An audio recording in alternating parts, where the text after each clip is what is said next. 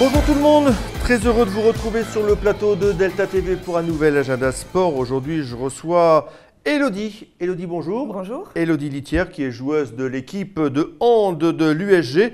Nos joueuses, justement, qui ce week-end iront en région parisienne, très exactement à Chambly, pour tenter de se qualifier pour la finale de la Coupe de France féminine. J'ai pas fait d'erreur? Non, c'est ça. Voilà, mais de tout cela, on en reparle bien évidemment dans un petit instant, le temps de faire le tour d'horizon du calendrier des équipes de Gravelines. Ça va aller assez vite, vous verrez. Pas de foot, puisque c'est la trêve pascale, à signaler tout de même le tournoi de Lone Plage pour les U10 et les U11, un tournoi international au stade Marcel Rossel. Ça dure tout le week-end.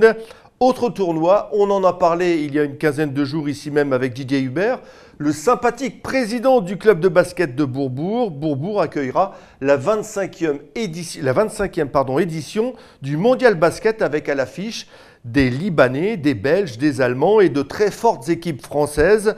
C'est tout le week-end à Bourbourg, l'occasion bien évidemment de voir qui c'est des futurs champions. On est dans le basket, eh bien on y reste avec la réception pour le BCMGG de la formation boulonnaise de Saint-Martin-les-Boulognes, l'actuelle 10e de la poule E de National 3. Une rencontre a priori facile pour les joueurs de Guy Régnier, puisque les Boulonnais sont 10e, je l'ai dit, au classement. Coup d'envoi, salle Robert Pruvot, samedi soir à 20h. Une autre équipe en même temps jouera à 20h, et bien ce sera le BCM qui lui recevra Cholet.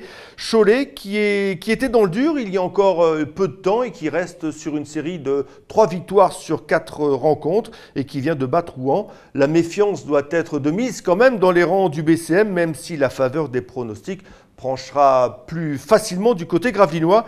L'occasion de voir également Jonathan Roussel, souvenez-vous, personne ne l'a oublié ici, Jonathan c'était le meneur du BCM, il est parti à l'intersaison, gagner un peu de temps de jeu en Vendée. Coup d'envoi samedi soir à 20h. Pas de hand, c'est le repos pour les garçons, par contre pour les filles, ça va jouer, parce que je disais, Elodie, vous allez tenter de décrocher une place en finale de la Coupe de France à Chambly, avec, donc ça dure sur 2 jours, c'est ça? Ça dure sur une journée en fait. Une journée. Joue le premier match le matin et si on le gagne, on rejoue l'après-midi. D'accord, donc les quarts de finale et la demi-finale. Ouais. Donc les quarts de finale du moins, vous allez la jouer contre une équipe d'Antony, c'est ça? Voilà, c'est ça, une équipe parisienne. Voilà. Alors, Antony, c'est quoi comme niveau? C'est niveau pré-national comme nous, elles sont aussi en haut tableau, donc bon, on y va. C'est jouable? C'est jouable, on espère. De toute façon, on les connaît pas, on ne les a jamais joués, donc en même temps, voilà, on est en terrain inconnu. Vous les avez scoutés un petit peu, non? Non, vous avez pas on a regardé un petit peu sur les forums, mais bon, on essaye aussi de pas trop se mettre la pression, on va y aller. Parce que généralement, les championnats parisiens, enfin si l'on peut dire les prénates en national, c'est légèrement un peu plus fort quand même que oui, le niveau, il y a quand même une concentration de joueuses, il y a une concentration d'équipes, donc effectivement, on s'attend à avoir quand même du répondant en face. D'accord. Et l'autre demi-finale, Élodie, c'est une équipe d'Alsace, Cels, qui joue contre Rosporden, c'est ça? Voilà, une équipe bretonne. C'est un match ouvert aussi, ça? Pareil, ouais. Petite préférence, non? Non, vraiment, non. Je vous dis, on n'a pas trop. On essaye de se mettre le moins de pression possible. On s'est préparé. Nous, on a toutes les conditions qui sont réunies. Et vous vous préparez comment alors? On se prépare à l'entraînement et puis on se prépare aussi psychologiquement. On essaye d'appréhender ça le plus sereinement possible, parce que c'est pas en se mettant trop la pression. Justement, on essaye de pouvoir montrer le meilleur de nous-mêmes, le meilleur handball. Donc, vous essayez d'évacuer un petit peu la déception du championnat? Ouais. Non, on va dire ça comme ça, Elodie, quand même. Oui. Parce que il y avait quand même une équipe à l'origine bâtie pour monter. Oui. Et puis vous êtes pris les pieds dans le plat pratiquement au début de saison face à Anzin. Et cette défaite, vous l'avez traînée pratiquement jusqu'au bout. Voilà, on l'a traînée jusqu'au bout, jusqu'au le second enjeu, donc le match retour, où malheureusement on n'a fait que entre guillemets égalité chez elle. Donc pareil, c'est pour ça aussi qu'on essaye de ne pas se mettre de pression pour ce week-end, parce que je pense que ça a été un facteur qui a fait qu'on a eu beaucoup d'échecs au tir. Sur le papier, on avait tout pour gagner.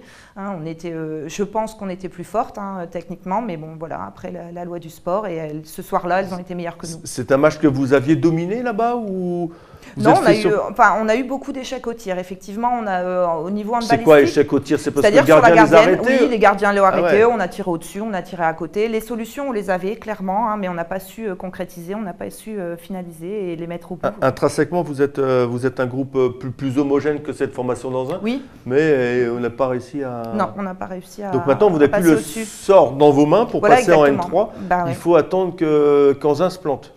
Voilà, c'est ça, on attend un petit peu le faux pas, même l'égalité, le match nul de la part d'Anzin. Mais si Anzin fait nul, vous ne passez pas non plus, parce qu'ils sont venus gagner chez vous, Anzin, non?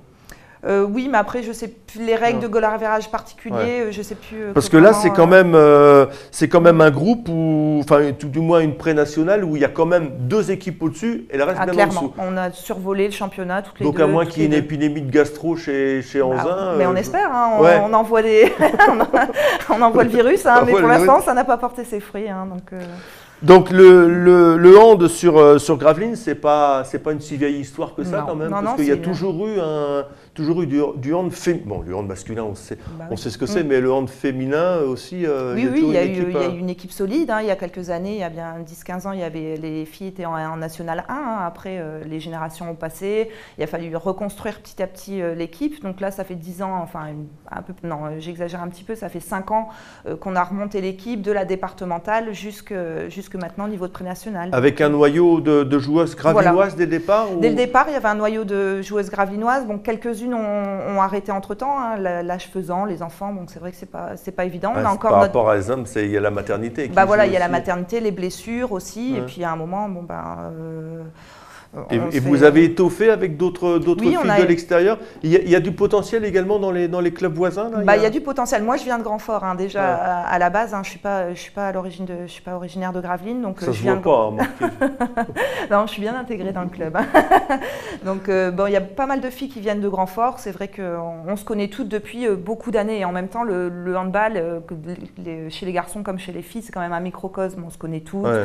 On se fréquente depuis les sages sélections quand on était gamine. Donc c'est vrai que monter une équipe, c'est assez facile. D'accord. Donc alors, vous n'allez certainement pas monter, à moins qu'il y ait un désistement d'une équipe de... Non, mais on va jouer cash. Non, mais on espère, on a encore l'espoir. Clairement, on n'est pas complètement défaitiste. On essaye de rester positif. Nous aussi, de notre côté, il ne faut pas qu'on fasse de faux pas. Non, je suis d'accord avec vous. Les prochains matchs qui vont arriver, il faut qu'on les gagne. Donc le projet, il a été bâti sur, pas sur une saison. Je pense que quand même Patrick a pu envisager qu'il y avait une autre équipe qui allait monter cette année. Donc on a un projet sur plusieurs saisons. C'est sûr qu'on a un projet sur plusieurs saisons. On a intégré les jeunes, on essaye de leur donner du temps de jeu, on essaye de remonter de vraiment remonter une équipe qui soit solide dans le temps aussi, parce que c'est important pour pouvoir monter, parce qu'une fois la montée, il faut aussi assurer quelques années de rester en National 3, ce qui n'est pas évident chez les féminines, comme je dis, parce que la maternité. Une joueuse joue jusqu'à quel âge à peu près? Il n'y a pas de règle. Non, il n'y a généralement, pas de règle, ça moi, arrête plus vite que les garçons. Oui, ça arrête plus vite que les garçons. 35 ans, après les gardiennes, généralement, elles peuvent aller jusqu'à 40 ans, voire au-delà. Mais bon, au bout de... Vous dites ça parce que votre mari est gardien de... Non, parce que notre gardienne, elle approche les 40 ans. Ah ouais. Et elle est originaire de Gravelines. D'accord. Et il y a une petite pépinière quand même derrière, il y a des jeunes qui poussent ou... On espère. Bon, pour l'instant, le problème, c'est le fossé vraiment entre le niveau senior et le niveau moins de 18. On a du mal à faire passer en fait les filles, rien que le niveau physique. C'est l'investissement qui manque. C'est à la fois l'investissement, parce que les filles, c'est aussi une période où c'est les études, c'est les garçons, bref, il n'y a pas que le sport. Et c'est vrai que de mobiliser les féminines, c'est un challenge. C'est un challenge auquel beaucoup d'entraîneurs se cassent les dents aussi, parce que c'est pas, comme je dis, c'est pas évident. Donc là, pour Jean-Pierre essaye de fédérer. Ça commence à porter ses fruits parce que le résultat, même si on n'est que deuxième entre guillemets, on a quand même une équipe solide et avec des nouvelles joueuses. Moment de les intégrer peut-être. Voilà, exactement. Bon, alors, dernière question, c'est un petit pronostic pour ce quart de finale face à Antony à Chambly ce week-end. On va gagner, c'est sûr. Ah non, Bon, je pense qu'on va gagner 2 buts. Allez, 24-26. Et la finale, vous allez jouer les Bretonnes là et vous allez gagner ou les Bretonnes ou les Alsaciennes selon leur propre résultat. Les Bretons. Ouais, après, ça dépend. J'ai pas vraiment vu les filles, donc. Voilà, le match c'est quand, Élodie? Donc le premier, il est à 9h30. C'est vous les premiers? Oui, on joue à 9h30 le dimanche matin, donc nous contre Dimanche Antony. matin. Et s'en suivent l'équipe de Cels contre les Bretonnes. Et ensuite, si on gagne, on rejoue, je crois, vers 15h. Bon, on va peut-être y aller. J'ai demandé à Patrick si on pouvait y aller. Ah bah écoutez. Enfin, envoyer l'équipe. Ok. Ah ouais, ce serait super. Allez, bah écoutez, Elodie, on croise les doigts pour vous et puis Ah, merci. ramenez-nous la coupe, c'est une coupe. Bah oui, c'est une coupe. Ouais, vous viendrez la montrer. Hein. Bah ouais, j'espère. Hein. Pour l'instant, on n'y est pas. On passe les étapes. Allez, bah écoutez, bonne chance. Elodie, au revoir. Et puis nous, on se retrouve la semaine prochaine, bien évidemment, pour un nouvel agenda sport. D'ici là, portez-vous bien. Merci, au revoir.